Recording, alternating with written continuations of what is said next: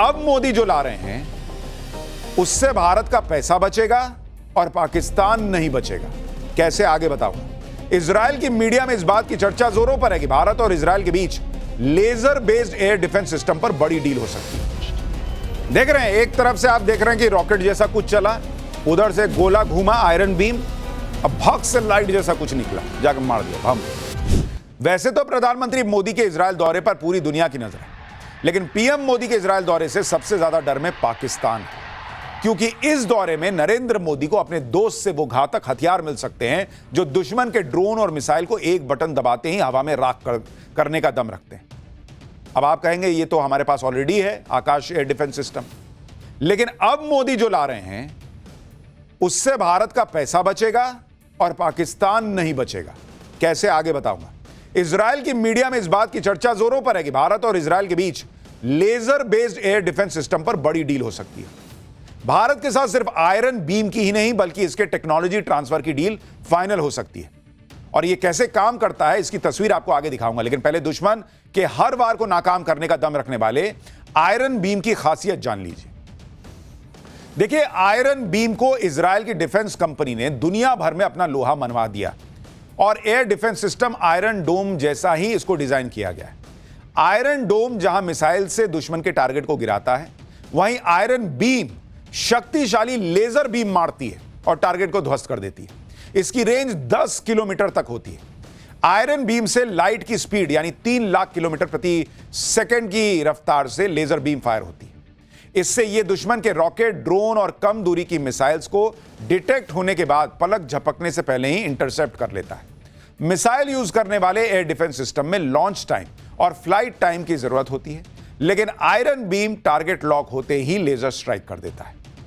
आप देखिए कि आयरन बीम काम कैसे करता है। जैसे ही कंट्रोल रूम दुश्मन की तरफ से आने वाले ड्रोन या रॉकेट को लोकेट करता है कि अरे उधर से ड्रोन आ रहा है, तो एक कमांड आयरन बीम को जाता है। जैसे कमांड गया, ये एक्टिव हो गया और आयरन बीम से निकलने वाली लेजर की शक्तिशाली किरणें टारगेट को पलक झपकने से पहले ही मार गिराती हैं। देखिए कैसे ये आयरन बीम फोड़ देता है।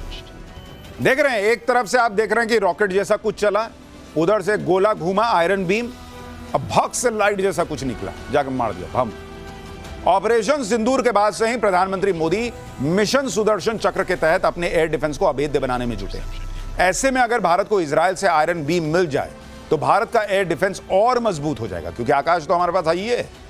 भारत और इजराइल के बीच आयरन बीम को लेकर होने वाली डील की खबर से पाकिस्तान के होश उड़े हुए हैं, क्योंकि आप देखिए, ऑपरेशन सिंदूर के दौरान पाकिस्तान ने कई बार भारत की सीमा में अपने फूके हुए ड्रोन और रॉकेट दागने की नाकाम कोशिश की, लेकिन भारत के मजबूत एयर डिफेंस सिस्टम ने इन्हें हवा में मार गिराया। और अगर भारत को इजराइल से आयरन बीम मिल गया तो दुश्मन के एक ड्रोन को मार गिराने में मात्र 100 से 200 रुपया का खर्चा आएगा, जबकि भारत के पास अभी जो एयर डिफेंस सिस्टम मौजूद है वो टारगेट को इंटरसेप्ट करने में मिसाइल का इस्तेमाल करता है। भिखारी पाकिस्तान का ड्रोन या रॉकेट कुछ हजार रुपए का होता है, जिसे गिराने वाली मिसाइल की कीमत लाखों में होती है।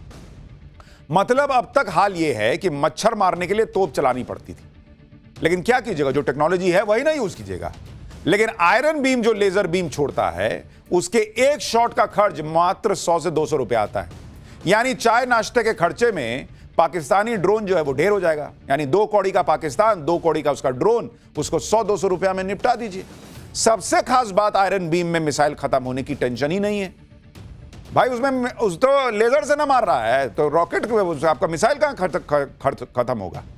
अगर पीएम मोदी के इजराइल दौरे में आयरन बीम की डील फाइनल हो गई तो एक तरफ आकाश एयर डिफेंस सिस्टम दूर से आने वाले खतरों को रोकेगा, दूसरी तरफ आयरन बीम बॉर्डर के पास मंडराने वाले ड्रोन्स को भून के रख देगा।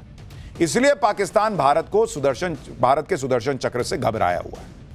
आप सोचिए, पीएम मोदी अभी इजराइल पहुंचे हैं, वहां पाकिस्तान को आग लगी हुई है। कोई कह रहा है कि पाकिस्तान बर्बाद हो जाएगा अगर ये आयरन बीम आ गया। कोई कह रहा है कि ये दोनों तो मिलकर मुसलमानों को मार देना चाहते हैं। तुम यहां भारत में मार रहे हो, उसका कुछ नहीं। पीएम मोदी के इजराइल दौरे में सिर्फ आयरन बीम को लेकर डील होने की ही चर्चा नहीं हो रही। येरूशलेम पोस्ट की रिपोर्ट के मुताबिक भारत और इजराइल के बीच 90,000 करोड़ से ज्यादा की डिफेंस डील फाइनल हो सकती है। इसमें आयरन बीम जैसे घातक एयर डिफेंस सिस्टम की डील के अलावा हर्मीज ड्रोन और सैन्य उपकरणों में एआई तकनीक के इस्तेमाल को लेकर बड़ा समझौता हो सकता है। रिपोर्ट के मुताबिक भारत और इजराइल के बीच Spice 1000 guidance kit, air to ground missile, Ice Breaker naval cruise missile और सुपरसोनिक लोरा मिसाइल के लिए भी एग्रीमेंट हो सकता है। पीएम मोदी के इजरायल दौरे के बीच भारत और इजरायल के बीच एक ऐसे गठबंधन की बड़ी चर्चा हो रही है जिससे पाकिस्तान अलग घबराया हुआ है। दरअसल पीएम मोदी के दौरे से पहले इजरायल के पीएम ने हेक्सागन गठबंधन का प्रस्ताव रखा है। नेतन्याहू ने बताया कि इस गठबंधन के कोर पार्टनर के तौर पर भारत और इजरायल के अलावा ग्रीस और साइप्रस इसमें होंगे। इसके अलावा अरब, अफ्रीका और एशिया के कुछ देश इसमें शामिल हो सकते हैं। मीडिया रिपोर्ट्स में दावा है कि कट्टरपंथी शिया और सुन्नी संगठनों से निपटने के लिए गठबंधन बनाया जाएगा।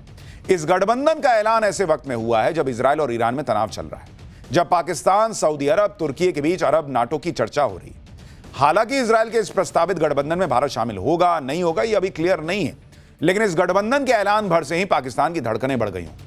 पीएम मोदी के दौरे से पहले ही मंगलवार को पाकिस्तान की संसद ने इजरायल के प्रस्तावित गठबंधन के खिलाफ एक प्रस्ताव पास कर दिया। पाकिस्तान ने इजरायल के इस गठबंधन को शांति भंग करने वाला और कुछ देशों को टारगेट करने वाला बताया। पाकिस्तानी नेताओं ने इसे इस्लाम और इस्लामिक देशों की संप्रभुता पर हमला बता दिया। आप सुनिए कि जो गठबंधन अभी बना भी नहीं है उसे लेकर पाकिस्तान कितने तनाव में घूम रहा है। पीएम मोदी के इजरायल दौरे से कैसे पाकिस्तान में खलबली मची उसका एक और उदाहरण देखिए। पाकिस्तान के बड़े अखबार डॉन ने अपने आर्टिकल में ऑपरेशन सिंदूर का जिक्र किया। पाकिस्तानी अखबार ने बताया कि कैसे भारत ने इजरायल की ड्रोन टेक्नोलॉजी पाकिस्तान के खिलाफ इस्तेमाल की थी। पाकिस्तान की मीडिया ने यह भी माना कि भारत के इजरायल के साथ अच्छे रिश्ते हैं और खाड़ी देशों के साथ भी अच्छे रिश्ते हैं। भारत ईरान के साथ भी मजबूत रिश्ते बनाए हुए हैं और अफगानिस्तान के साथ भी बनाए हुए हैं। पाकिस्तानी टीवी चैनल जियो न्यूज ने भी अपने शो में पीएम मोदी के इजरायल दौरे को पाकिस्तान के लिए खतरे की घंटी बता दिया है। वहां की मीडिया में सबसे ज्यादा चर्चा नेतन्याहू के नए गठबंधन को लेकर हो रही है। अब आप सोचिए, यहां इजरायल की संसद में मोदी मोदी के नारे लग गए, वहां मुनीर का बीपी बढ़ गया होगा। पाकिस्तान घबराया हुआ है और उधर पीएम मोदी के दौरे को लेकर इजरायल में गजब का उत्साह है। इजरायली मीडिया भी पीएम मोदी के दौरे को खास कवरेज दे रही है। आप देखिए कि इजरायल के एक बड़े अखबार द यरूशलेम पोस्ट ने फ्रंट पेज पर पीएम मोदी की तस्वीर छापी है और हेडलाइन में लिखा है नमस्ते। ये देखिए, उसका फ्रंट पेज आपको दिखा रहा हूं और भारत के तिरंगे की तस्वीर भी है। अखबार ने लिखा है वेलकम मोदी। इस तस्वीर को खुद अखबार के एडिटर इन चीफ ने पोस्ट किया और पीएम मोदी के दौरे को ऐतिहासिक बताया। लिखा कि आप भी मेरे साथ पीएम मोदी के स्वागत में जुड़ सकते हैं। इस पोस्ट को पीएम मोदी ने भी शेयर किया और कहा कि जरूर यह एक ऐतिहासिक दौरा है। पीएम मोदी ने कहा कि उन्हें भरोसा है कि इस दौरे से दोनों देशों के रिश्तों को मोमेंटम मिलेगा।